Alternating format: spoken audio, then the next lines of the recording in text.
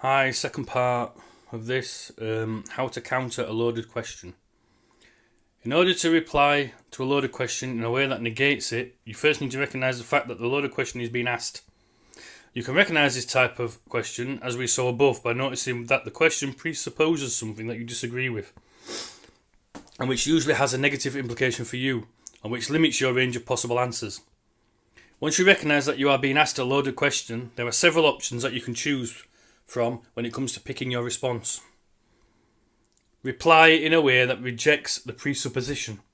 To do this, answer the question in a way that is different from what your questioner is expecting, so that you can explicitly reject the implicit assumption that you disagree with. For example, if you are asked, "Did you stop cheating on all of your tests?" then instead of answering using a yes or no statement, reply by saying, "I have never cheated on any of my tests." Point out the fallacious reasoning. To do this, you should explicitly point out the issue with the question that is being asked, by showing that it contains an inappropriate presupposition, and is therefore a loaded question. You can follow up on this by also answering in a way that rejects the presupposition, as we saw above, or by asking the other individual to justify the way that they phrased their question. For example, if you are asked, "When will you stop cheating your way through your degree?" you can reply by saying, "It's wrong of you to assume that I'm cheating my way through my degree, since I never cheated on any of my exams. Why are you accusing me of doing this in the first place?" Refuse to answer the question or simply ignore it. In some cases, you might decide that the best course of action is to either explicitly refuse to answer the loaded question, or to ignore it and continue the discussion without acknowledging it. However, note that in general, refusing to answer the question will work best if you point out the fallacious reasoning first. Otherwise, you will likely be accused of dodging the question.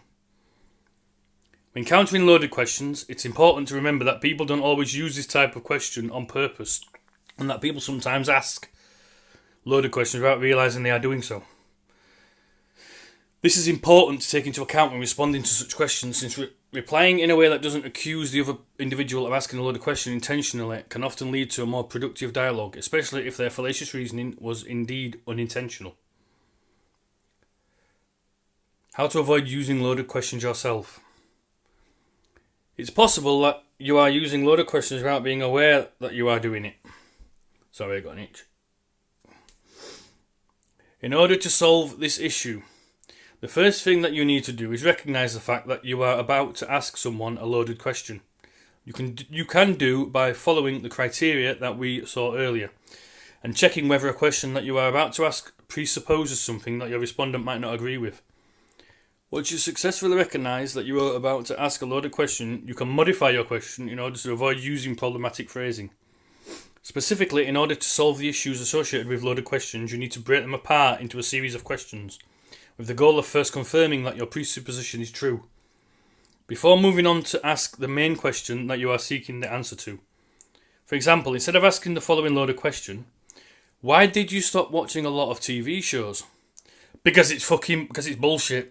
I've watched the odd thing, but I've not watched TV now in nearly 2 years. That's why I stopped watching TV shows. Because it's propaganda, bullshit, indoctrination, crap.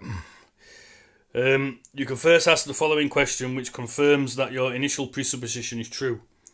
Did you used to watch a lot of TV shows? Then if the respondent confirms this initial presupposition, you can move on to confirm the second presupposition in the question. Did you stop watching a lot of TV shows? Finally, if the respondent confirms this second presupposition, you can move on to ask the main question that you are interested in. Why did you stop watching a lot of TV shows? Combining these questions together yields the following deconstructed question. Did you used to watch a lot of TV shows? And if so, then did you also stop watching a lot of TV shows? And if so, then why did you stop watching a lot of TV shows? I've just told you. It's bullshit. It's fucking brainwashing. Propaganda. Fucking indoctrination, propaganda, brainwashing. Putting mental images in your mind so then you get fucking... using rhetorical devices and loaded terms and stuff and everything, and putting imagery in your mind and stuff like that. While this example doesn't necessarily sound very natural, it illustrates the underlying concept behind deconstructing your loaded question in order to make them valid. In practice, the main thing to remember is to not ask questions that contain implicit assumptions that the individual you are talking to might disagree with. Instead, you should separate such questions into a series of questions in order to ensure that the other individual agrees with your assumptions in the first place.